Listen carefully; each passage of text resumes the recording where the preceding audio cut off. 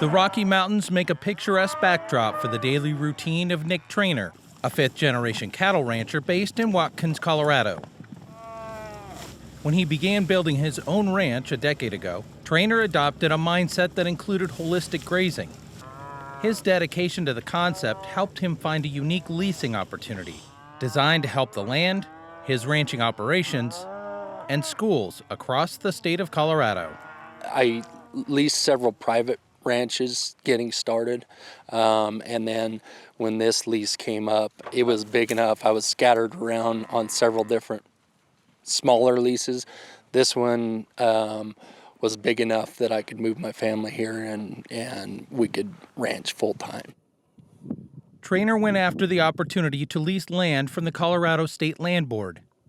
The state agency owns roughly 3 million acres and is tasked by the Colorado legislature with leasing parcels of land to agricultural and energy interests. The length of the lease varies depending on the specific type of agreement. The rates are lower than private land leases, but higher than the amount federal government agencies, the Bureau of Land Management and Department of Forestry among them, charge for grazing. Trainor leases land on the 24,000-acre Lowry Ranch, located 30 minutes east of Denver. His lease allows him to graze 400 to 900 cattle annually, depending on the breed. The way this lease is structured, we've got a really good inventory on the grass, and when drought events are coming, like right now, we're already in conversations about how those numbers need to be adjusted. We talk through the problem and come up with a plan. Rather than a normal tenant and landlord arrangement, leases with the state of Colorado encourage the establishment of working relationships between the lessor and the lessee. My main responsibility is to do inspections on our agriculture leases, which is probably my favorite part of my job.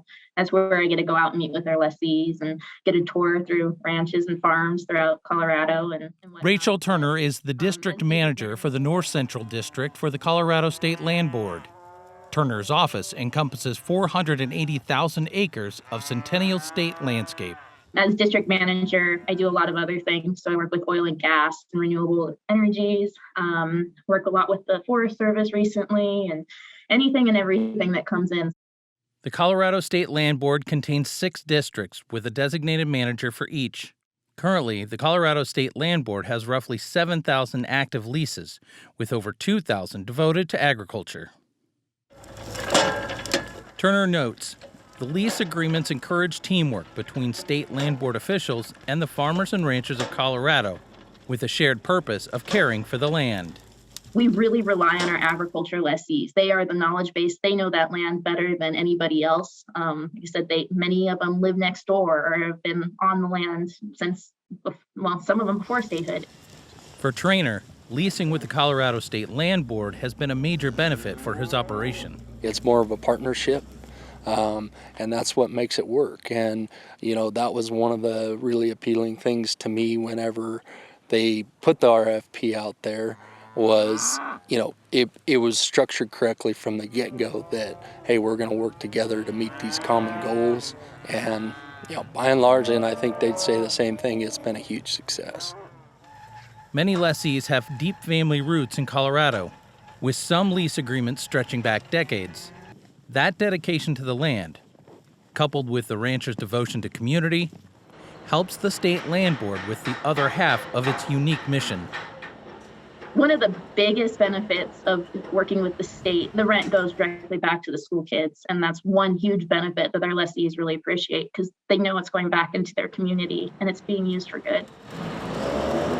Since 1876, funds accrued from state land board leases have been allocated to the state's Building Excellent Schools Today, or BEST program. Through the Colorado Department of Education, school districts can apply for BEST grants to help offset costs for construction projects and school improvements. To date, the BEST program has awarded over $1.6 billion in grants. The nearly century-and-a-half-year-old program has been labeled a lifeline for rural communities like Brush, Colorado, which was searching for a way to replace 2 aging schools with a limited amount of resources. 2016, we went to our voters and said we need essentially a $60 million middle school, high school, and the state will pay for half of it. Would you pay for the other half? With the funds from the BEST program, the Brush Community School District was able to build a state-of-the-art combined middle and high school. The grant also helped the district find additional funds to provide new avenues of learning for students. You know, there are a lot of vocations out there that don't require a typical 4-year or 6-year college degree. And so we were very intentional about our what's called CTE, Career and Technical Ed programs, and making sure that we're providing our students opportunities in as many different areas as possible. Opened in 2019, the new Brush School boasts a fully certified USDA kitchen and multiple skilled labor and technical platforms. The school aims to help the community thrive while educating the next generation. Whatever we can do, we need to do, because otherwise we are unintentionally failing the next generation that's going to be taking care of you and me and running our world.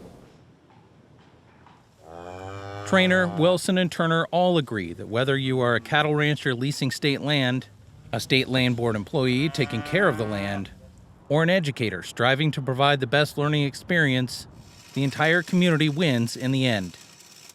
It's not only today's school children, but we're properly managing land for future generations as well. For Market to Market, I'm John Torpy.